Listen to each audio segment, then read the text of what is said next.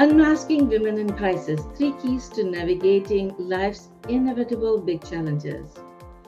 Are you a woman in leadership role going through some kind of crisis, whether it be personal, professional, or organizational? You may be overwhelmed with all the decisions you have to make in a very short time, and that may be making it difficult for you to stay productive. Would you like to learn some tools and tips to help you or someone you care about get through those crises? Then stay tuned as our guest will share how you can get through the crisis for the best possible outcomes without losing your health or career. Welcome to Happy and Healthy Mind program, episode 116. Our guest today, Debra Woog, is a crisis navigation partner with 30 years of experience as a leadership researcher, executive, and advisor. Her career path has included conducting research at Harvard Business School, advising tech startups on people strategy, and directing career development for the MIT.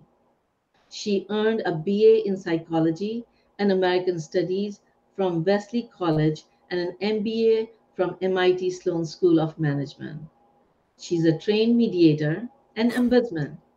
Brené Brown has certified her as Dare to Lead professional. Thank you, Debra, for joining us today.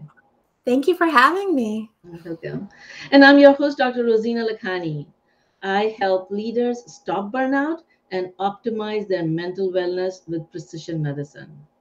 I believe that your mind is the software that runs the hardware of both your brain and your body. Therefore, we share practical tips for mental fitness over here. If you need specific medical advice, please consult your healthcare professional. But if you find this content helpful, then join our mission of eradicating preventable suffering by liking, subscribing, and sharing, so more people can live and perform at their best with hope, health, and happiness. And so let's learn from our guests. So, Debra, tell us, how did this topic become important for you? It's kind of a little unique niche and unique topic. How did that become important in your life? Well, good question.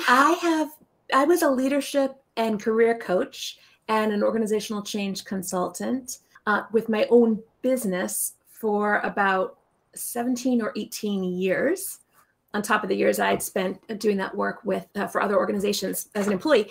And at that point, I started to feel a little bit burned out myself. I like what you said about the mind as the software that runs the hardware of the body and the brain. And so my software was getting a little in need of a refresh. And so the summer of 2019, I used the tools on myself that I had used with my clients who needed help with their careers, and really kind of set everything aside and went back to think about what's the source of my own brilliance? What are the skills I most want to use going forward? What are my areas of interest? What are the qualities I have that make me uniquely me? This is what I do with my clients too when I'm doing that kind of work. And after a lot of reflection, I realized that there's a kind of through line in my entire life where since I was an early teenager, I was helping people through crisis. And I hadn't really noticed that pattern before, although I do now. I'm one of these weirdo people who, when there is a crisis, I tend to go towards it instead of away from it. I am very calm when there is a crisis, and people turn to me a lot in their crises. I noticed that when I thought back about friends in the past, families in the past, clients in the past. Crisis has been a through line.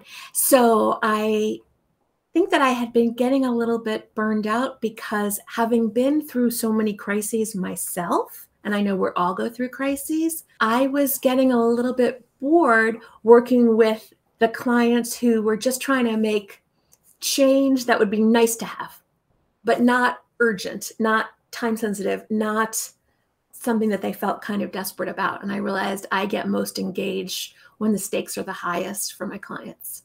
And so I decided to refocus everything that I do around being with clients in crisis, because when I've been in them on my own, it's been quite lonely. And honestly, in retrospect, I wish I had a crisis navigation partner to help me with some of the crises that I've been through. And I don't want anyone else to feel like they have to be alone in a crisis if they don't have a colleague or a personal support system to turn to. Wonderful, wonderful. And so I'm sure our audience are going to learn a lot about how you help them. But before we go into the tips, can you share with us how did your life change after you applied these tools in your life? What was different? Well, I think it would help if I just start by going back briefly to an example of a crisis that I went through. So I separated from my husband when my kids were 4 years old and 6 years old, respectively, and divorce in and of itself is a crisis. When my son was 10 and my daughter was 8, my son was diagnosed with type 1 diabetes, which I don't know if you know much about that, but it's something that one evening we figured out was a big problem. We had to go to the hospital right away, and I had to take my daughter to stay at a friend's house and, take my son to Boston Children's Hospital and spend the night and the next 4 days there. In the middle of the night, after he had gotten settled and he had gotten his first few doses of insulin and he was finally asleep, I was working on my laptop to cancel all the work I had coming up. I had speaking engagements coming up over the next few weeks and client meetings and organizations that I was meeting with, and, how it is to be busy in your career. And I had to set all that aside. And, I wasn't prepared. I wasn't prepared for what if something happens and I, in a solo business, suddenly need to step out of it. So when I reflect on my experience of that first year, especially learning about my son's diagnosis, negotiating with the school to make sure he had what he needed at the school, building relationships with new medical professionals, helping his friends' parents if he wanted to go, over there for a while. There was just so much to do. Honestly, All this in addition to yourself learning and teaching your kid, because that's Exactly. a whole huge change in life. Yeah. So for the next year, I barely worked. I saw my current clients, but I wasn't doing marketing or anything strategic for my business or any of that. And then after that year, I was exhausted and burned out a little bit. And I took a break before I was ready to rebuild and go back into high business mode. But anyway, some of the tools that I developed were based on that experience. I feel like it's part of my purpose in life to take everything that I experience and learn and turn it around to share it with others so that when they go through something similar, it can be a little bit easier, or they can be a little bit more prepared, or it can be a little bit less painful. So that's what I've done. And what I realized thinking back about the divorce and that experience, and a few years later when my daughter was diagnosed with severe anxiety and, loss, other things I've gone through, as I started reflecting on what I have learned from all these crises, I realized that there's really a set of tools that everyone can use if they're in a crisis, or even better yet, before they're in a crisis, to prepare themselves so that they won't be caught quite as off guard as I was that night of January 14th, 2013. They'll be better prepared to suddenly handle it. So I hope that answers your question about how life is different for me now. I have better plans now in place. So you're able to stay productive and you're able to enjoy life despite going through these crises. So you didn't lose your health or your career, and you went through these crises with, like you said, the best possible outcome. So yeah, why don't we jump into some of the tools? Do you have some simple tools that we can learn in this program? Yeah. So I think that crisis is, like I said before, just inevitable in a lifetime, that we don't know it for every given person, what the variables will be, the size of it, how severe it will be, when it's going to happen, what type of crisis it's going to happen. But you mentioned some kinds of crises that I work with clients in and through. I don't tend to work with clients who are going through a crisis along with a mass of other people, like a plane crash or a terrorist attack or something that's a larger scale catastrophe. I tend to work with clients who are going through something that's more local. Even if it's an organizational crisis or a professional crisis or a personal crisis, it's not happening to thousands of people at once, right? So that's what these tools Can you give us the example of what kind of personal or professional crisis we are talking about? Yeah. So I have a client that I worked with a couple of years ago who was a vice president of marketing for a tech company. And the pandemic was happening, and she was having to figure out how to lead in a virtual environment, when this was new for all of us in 2020. And her husband had been diagnosed with glioblastoma. So she was trying to juggle everything at work. She was trying to take care of her husband who had brain cancer. They were young, he was young. She had to become an expert in glioblastoma suddenly, and kind of the way that I had to be sort of an expert in type 1 diabetes. I didn't know the difference between type 1 and type 2 diabetes. I'm not a doctor like you. I didn't know those things before my son was diagnosed. And similarly, he didn't know that with glioblastoma. They had to figure out what resources they could turn to and who they could turn to for help, and how could they communicate through some pretty difficult conversations, as you can imagine, would come up around glioblastoma. So I ended up working with her in her role as vice president of marketing for the tech firm, and in her role as partner to her husband personally at the same time. So there's just, one person, multiple crises going on at once. Other crises might be divorce, or if you have to downsize a business, if you have to lay off a lot of people, that's a crisis. Yeah. If anyone in your audience has been through this thing I've been through, but once I had to lay off pretty much an entire company. I was in charge of people strategy, which was, human resources. And then I had to write my own letter. Dear Debra, we're sorry to lay you off. And then I took it to the CEO and I said, please sign this. And I was dealing, and he was dealing with a lot. He built up this tech incubator, and then he had to tear it down, basically, given what happened during the dot-com bust in 1999. But I had aftermath of dealing with having to give all these employees who loved working where we were the bad news that they weren't going to have jobs anymore. So downsizing, disputes at work or at home, those are some other examples of the kinds of crises that people with. I'm sure a lot of our listeners would be able to relate to one or the other crisis they may have gone through. So why don't we jump into some of the practical tips that they could apply in their life? Okay, so I think that overall there are 3 keys to navigating a crisis. They are, I'm going to talk about each one, but just so you know where I'm going with this. 1, capacity. 2, communication. And 3, community. So let's start with capacity. So capacity is, are you at the top of your game at this moment that you're in crisis, or the moment that you're preparing what will happen when you're in crisis? Are you at the top of your game emotionally? Are your executive function skills sharp? Are you well organized?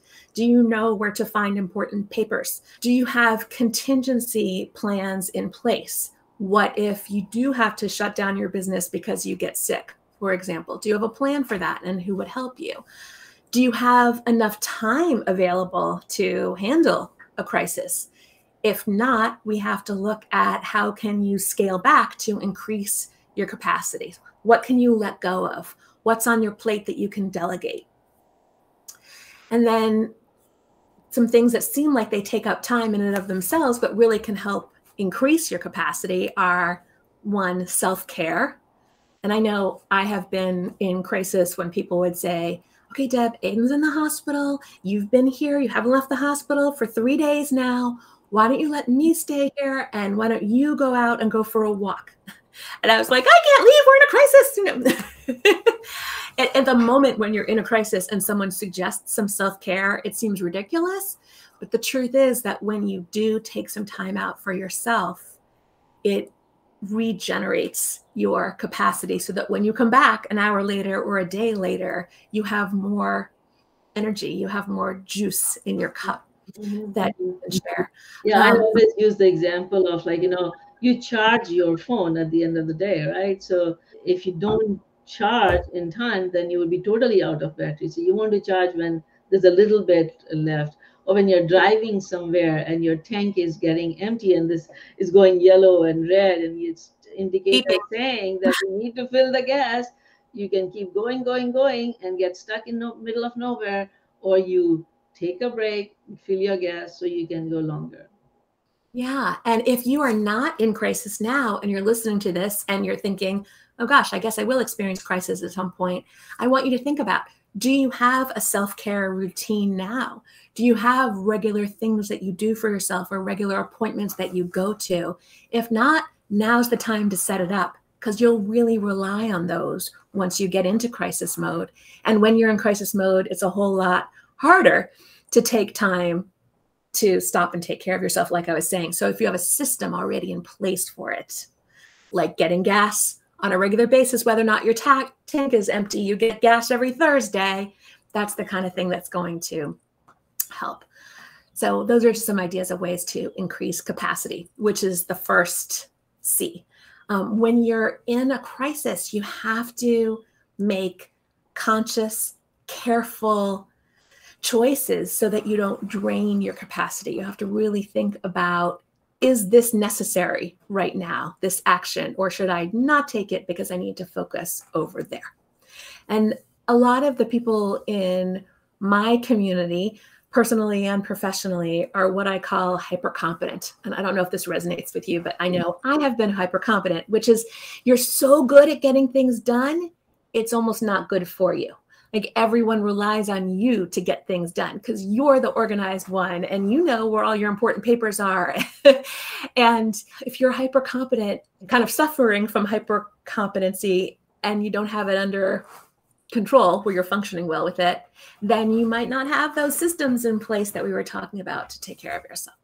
So many of these suggestions, if you are hyper competent, the suggestions about how to build your capacity might really feel uncomfortable. And that's okay. I invite you to sit with the discomfort. Yeah, I was kind of summarizing that. You said that there are 3 C's for preparing for a crisis. And number 1, we are going in depth of how to increase your capacity so you are prepared in case there is a crisis that may come along. And so I was wondering, what is the second C now? Yeah, the second C is, I don't know, I say them in different orders, but I don't know if this is the second C I said before, but another C is who is in your community. So who are your extra brains and your extra hearts and your extra hands? Who are the people around you who you can turn to ask for support? I know there's been moments when I've been in crisis, and because I was in crisis, I couldn't think of anybody. I don't know who I can call. It's just me. I'm a single mom, homeowner, business runner, mom, and I don't know. I have to do it all myself. Oh my gosh. I have, for myself, made a list. I'm a big Trello fan. I don't know if you use Trello or anybody out there, but Trello helps me organize my life. And I actually have a whole Trello board. Who are the people that I can turn to when I need it, so that if I can't think of the people, at least I'll remember I have a Trello board and I can go read it. But you want people in your community who love you and who care about you and who like you, and ideally who have different skills that you have, who are complementary to what you know how to do, so that people can help you in areas where you feel the least prepared. Also, in community, you want people who are going to be able to give you the gift of listening to you and remind you that you're not alone. It's amazing to me how valuable that one act is. If you know someone in crisis, to be able to say to them, you're not alone as you go through this, and for them to really take that in, because we get too easily in a fear place and scared, and we feel isolated, especially those of us who are hyper competent. So who are the people who can ask for support? I've seen when people are not feeling well, they're kind of feeling down, they isolate themselves more.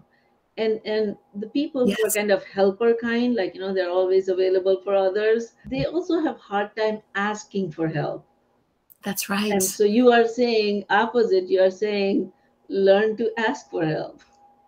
Yeah. Oh, and learn who you can ask for help too. And even to ask up front, to say, Rozina, you're a really special person in my life, and I would like to know it would be okay if I ever need to call someone in the middle of the night. Can I call you? Would you be one of those people for me? And then if you say yes, no, write it down on my list and keep that list of 3 names by my cell phone or by my bedside at night, so that I remember who I can turn to, who's already said yes. Because it's Let me tell you, I've had the experience of when I was going through my divorce of turning to people and asking them for support. And they were so overwhelmed with their own things at the time that they were like, I'm sorry, I can't help you. I wish I could, but I'm not even able to show up for my family as much as I'd like to right now. So better to have people that you've pre-selected who have signed up in advance. So lots more to say about that, but community is the second one. And then the third one is communication. And there's so much that I could say about communication, but one particular tip that I want to share about this is I have this vision of a set of concentric circles, like a dartboard, you know, and the person who is in a crisis is smack in the middle of the dartboard, you know, where you'd get the most points if your arrow hit it. I call that person zero, like ground zero. The person zero is the one who's in the midst of the crisis themselves. They're the one who's lying in the hospital bed. They're the one who's writing out everybody's layoff letters. It's happening, you know, sort of to them. Then one circle out from that bullseye is what I call the point person, the person who is closest to the person zero and spending their time figuring out how to have that person get what they need in a crisis. So hearkening back to the example I gave you of my client whose husband had glioblastoma, obviously what he was going through as person zero was extremely difficult. But in some ways, from what I've seen, it's almost more difficult to be the point person than it is to be the person zero. And I think of this example of one time, both my kids are allergic to peanuts. And they accidentally, someone gave them something with peanut butter in it that nobody realized had peanut butter in it. So my son took a bite of the thing. My daughter smelled it and said, oh my gosh, no, that's peanut butter. Don't eat that. Stop eating that. So she never had any. He had one bite. He swelled up with hives like I've never seen in my life. They weren't just the size of like dimes or quarters. They were like dollar bills, head to toe. You know, we go to the hospital. We get him everything he needs. He had a lot of epinephrine and Benadryl and everything. And the next day he got up and he walked out and he was completely fine. But my daughter, who was 9 at the time, and she was the one who was with him in the backseat of the car and felt responsible for him when he took that first bite. She was more traumatized by the whole experience than he was. And she was desperately worried about him when she saw him lying in that hospital bed. And I always think that has something to do with her having severe anxiety. Later, I think it kind of started then. So I'm bringing this up to say that if you are a point person, you need all the support from your community, and you need to be prepared to have difficult communications, and you need to really look at your capacity just as much as that person zero is. But everyone's thinking of the person zero who's lying in the hospital bed and calling to check on that person. And often nobody is checking on the point person. So another tip I have is just know that if you're the point person, you're not alone, and it is difficult, and you are allowed to have feelings about that and talk to people one circle out from you in the concentric circle. You know, you can't really complain to the person zero, but you can complain to other people and let them support you. So that's just a tip related to communication. More deeply, I teach people how to have difficult conversations, whether those conversations are with doctors or lawyers or executives or insurance companies. There's a lot of negotiation that often goes on in the middle of a crisis, and negotiation is usually a difficult conversation for people. It can be really uncomfortable. Like you said, asking for what you want or what you need, trying to get information and have it processed in your brain while you're just maxed out already. So I really encourage people to strengthen that difficult conversations muscle in advance so that they'll be more ready to deal with that kind of thing when they are in a crisis, if they feel like they have to do that by themselves.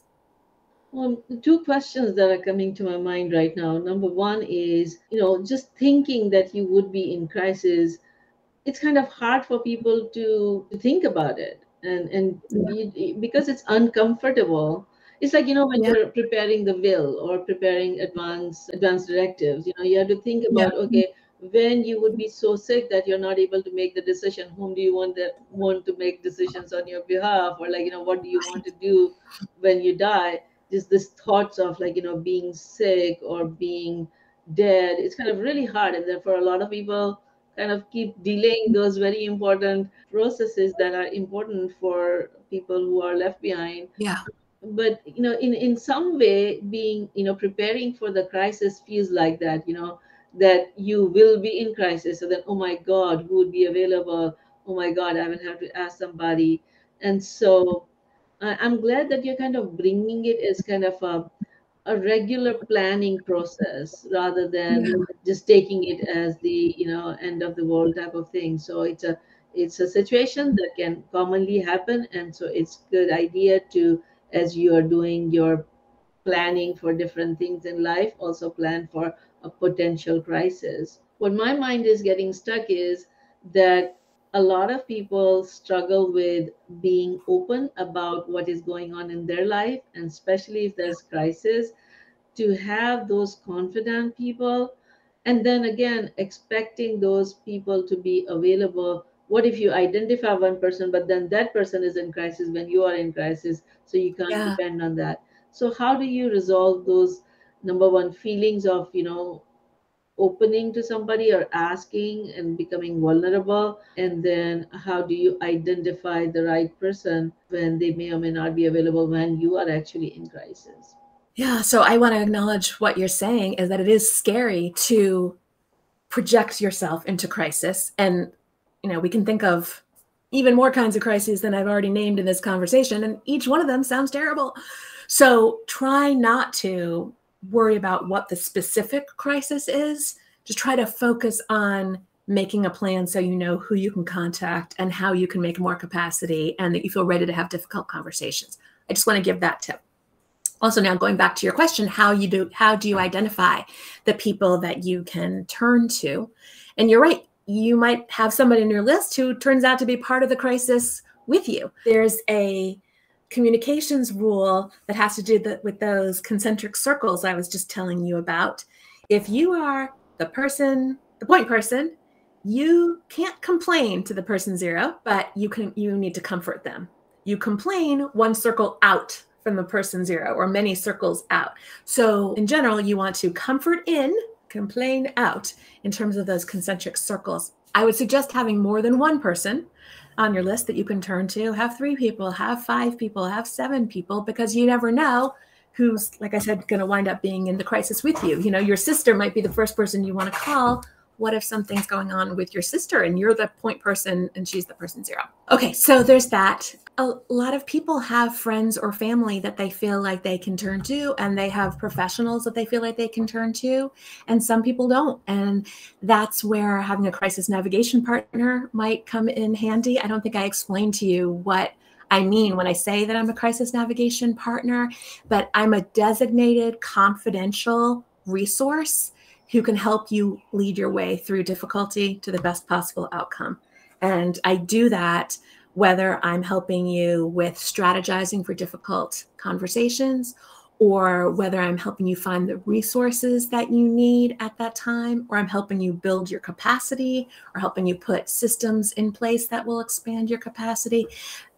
All my training and experience in business and psychology and mediation and conflict resolution work and leadership really comes together in my purpose as a crisis navigation partner. Wonderful. It's true that people feel vulnerable and they are not sure who they feel comfortable opening up to. So I invite you to think about that, now while you're not in a crisis, if you're not in a crisis, so that you can think about who you want to add to that list. Mm-hmm. But one easy test to a filter that you can run people through in your mind is think, before I put this person on my list, are they going to be someone who's complaining to me about my crisis, or are they going to be able to comfort me when I'm in a crisis so I can lean on them? I think we all know people who aren't the best to ask because they will end up complaining right back to us about how our crisis is making them suffer, and that's not what we need. We're in the midst of crisis. Yeah, we are having so much fun that we are almost out of time. And so let's kind of wrap up. And if people want to learn more about this is very intriguing, very interesting area. If people want to learn more about you and your work, how can they reach you? Yeah, well, you just put my website on the bottom of the screen. Thank you for that. The best way to reach me is through that. So my website is connecttwo.com. Connect to, where two is spelled out as a word. And you can email me there, Debra@connecttwo.com. I share a lot of my best tips and inspirations and suggestions on Facebook at connect2.com, or not .com, but at connect2. Also at LinkedIn and Instagram, I'm on those at Connect2. When you go to my website, if you want to have an initial conversation with me to see if there's ways that I can help you with whatever you're going through, there's a way to set that up right on my website. And I'm always happy to have an initial conversation with anyone, even if they know for sure that they're not going to be able to hire me, but there's some way I can help in that one free conversation. I invite you to reach out to me. I would like to be able to do that for people. So those are some of the examples of ways. And you can join my mailing list, also join my tribe on my website, and then you'll get the blog posts that I share and other resources that I offer through email. Wonderful. And thank you for the gift that you're going to share. So Debra has graciously shared a gift called Preparing for Difficult Conversation. And you would be able to find that in the resources section on our website, called happyandhealthymind.com. If you go on the website, there's a big button, resources. You sign up and you'll be able to access all these resources that our wonderful guests share. And if you are in US and you would like us to send it via text, you can text the word joyful, JOYFUL, to the number 38470. And we'd be happy to send you the links for future programs and these resources. And so before we end, Debra, do you have any last message or best advice for our audience? Well, there's a quote that I like by someone named Charles Spurgeon. And the quote is, "Those who dive into the sea of affliction bring up rare pearls." And we all have to dive into the sea of affliction sometimes, but we learn and grow from it, and we get nuggets of wisdom from it. And so I just want to leave you with that thought too. It's not all terrible when you're going through a crisis or supporting someone else through it. You become a stronger, more resilient human as a result. Wonderful, wonderful. Thank you so much for your time and wisdom and practical tips. I'm sure a lot of our audience would benefit from it. Let me leave my audience. Thank you for joining us today. Let me leave you with one question. Today is the first day of the rest of your life. What are you going to choose today? Are you going to let life drag you with the flow, or are you going to take steps to be better prepared so that you can handle situations as they come to you? On that note, stay safe, happy, and healthy. Until next time, Dr. Rozina.